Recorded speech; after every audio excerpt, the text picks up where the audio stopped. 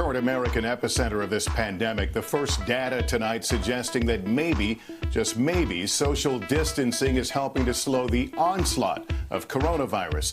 And yet officials say the worst days are still to come. The numbers are still rising, leaving the region's medical system on the edge of being overwhelmed, and other cities fearing they may very well be next.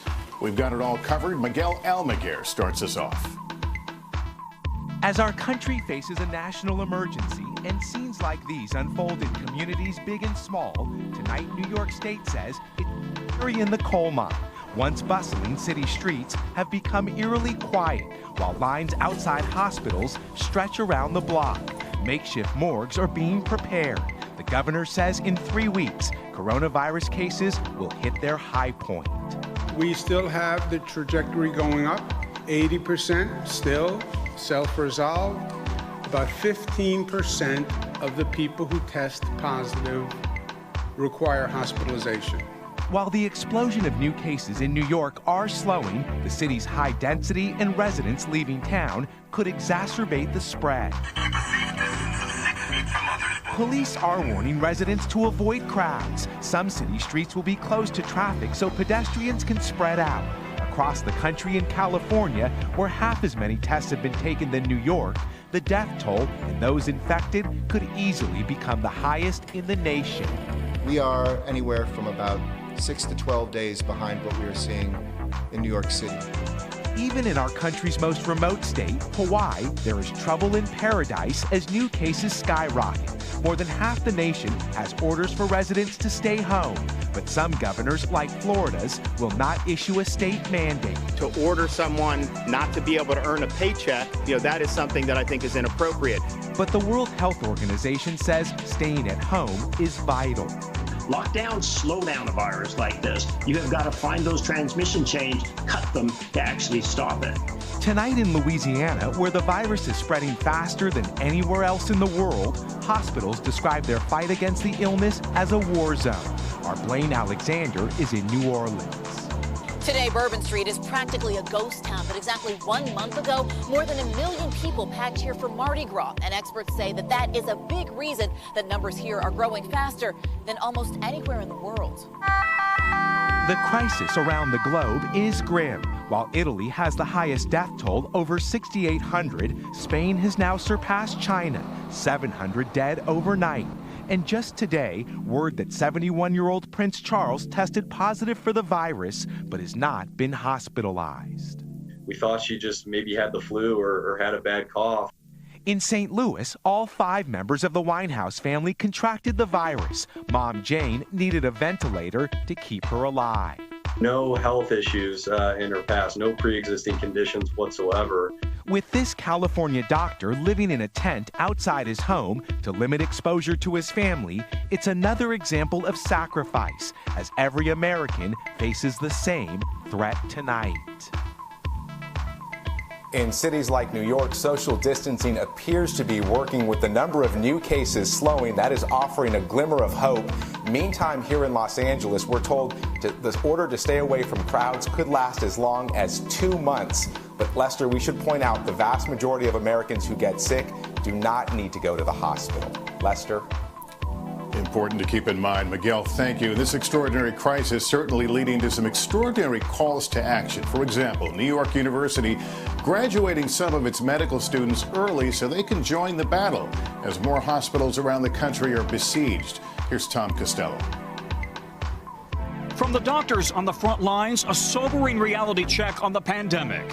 Desperate for supplies, New Jersey doctor Alexander Salerno has set up triage tents to handle 300 patients a day and spent $17,000 buying supplies on the black market at an 800% markup.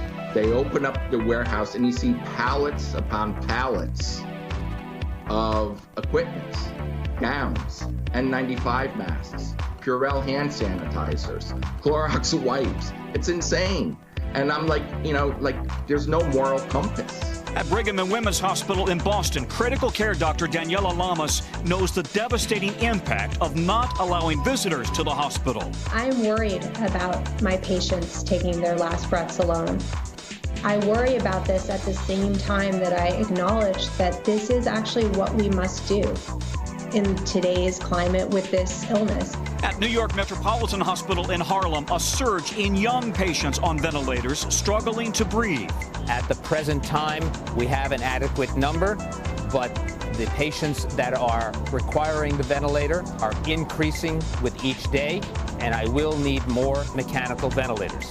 New York Governor Cuomo again reiterating his hospitals are in immediate need of ventilators, urging other states to share theirs, and promising to reciprocate as the virus rolls across the country. We're asking for their help and their consideration, and we will repay it with dividends. Other cities are already feeling the heat. Hospitals in Atlanta and Detroit say they're full. Illinois' governor warns in a worst-case scenario, he'll need another 9,000 ICU beds and 5,000 ventilators by April 6th, double what he has now. NBC's Morgan Chesky is in Miami. Doctors here in Florida say the low number of confirmed cases does not reflect reality, and that's why this field hospital is being built to accommodate an expected surge of COVID-19 patients. Meanwhile, at Unshattered, an addiction recovery nonprofit in upstate New York, they're working round the clock, making masks for local medical workers. We anticipate being able to make about 1,500 masks per week, but we know that we cannot meet this shortage. One more note, the nation's VA hospitals also say they're seeing older COVID-19 patients, but they insist they're also ready with masks and ventilators. Lester? All right, Tom, thanks. A health crisis and, of course, a financial one. The economic impact. So many people anticipating that massive emergency aid bill that includes direct payments to most Americans. But tonight, the bill has still not been passed. Peter Alexander has late details for us. Tonight, the largest economic relief package in U.S. history, more than $2 trillion worth, is expected to get the Senate's green light, despite some last-minute drama. This is not even a stimulus package. It is emergency relief. First up, those direct payments to most Americans. For people making up to $75,000 a year, a $1,200 check. Couples making up to $150,000 would get $2,400, plus an additional $500 per child. Next, unemployment benefits rising by $600 a week for up to 4 months, now expanded to include gig economy workers and freelancers. Small businesses also getting a boost. Forgivable loans up to $10 million to keep paying their employees. Also in the deal, $500 billion for corporations like airlines, including new rules on oversight and a ban on stock buybacks. And more than $100 billion for hospitals. New York Governor Andrew Cuomo saying his state that's been hardest hit will get $3 billion, what he says is not nearly enough. That is a drop in the bucket as to need. Overnight, new reaction to the president's suggestion that he'd love to have the U.S. opened up by Easter. We're going to look at it. We'll only do it if it's good, and maybe we do sections of the country. His top public health advisor, who's warned the outbreak will likely last well past then, calling the president's timeline an aspirational goal. He's been very flexible about it. Even though it looks like he's made this absolute decision on something, he does have an open mind about it. That drama over the bill, a clash over unemployment insurance that still needs to be settled before it goes to the House. The president saying he'll sign it immediately. And as for those checks, you could get them faster if you have direct deposit with the IRS. If not, it could be more than a month by mail. Lester? All right, Peter, thank you. And that new stimulus package includes hundreds of billions of dollars for small businesses. But will that be enough? Many workers resorting now to desperate measures to get by. Our Gabe Gutierrez reports. Tomorrow, new national unemployment numbers are expected to shock the system. Likely millions of Americans, like Cheryl Swanson, are filing claims for the first time. It's a new reality that none of us really know how to deal with. Laid off from a restaurant in Colorado, she says it took her 6 days to file her claim. It was next to impossible. A lot of my coworkers didn't even try because they could tell from all of us that it was just maddening. GoFundMe is launching a small business relief initiative where people can donate online. Across America, the great adaptation is underway. Businesses are getting creative to survive. Big breath in. Yoga studios teaching down dog online. Electricians in San Francisco using their vans to deliver groceries. I think our guys are enthusiastic about it. From Chicago to Omaha, distilleries now brewing hand sanitizer. We'll form us an assembly line and crank as many out as we can. But now new concerns about the workforce still on the job. Less than a week after Amazon announced it was hiring 100,000 new employees to meet surging demand for home deliveries, workers in at least 6 of its warehouses have tested positive for COVID-19.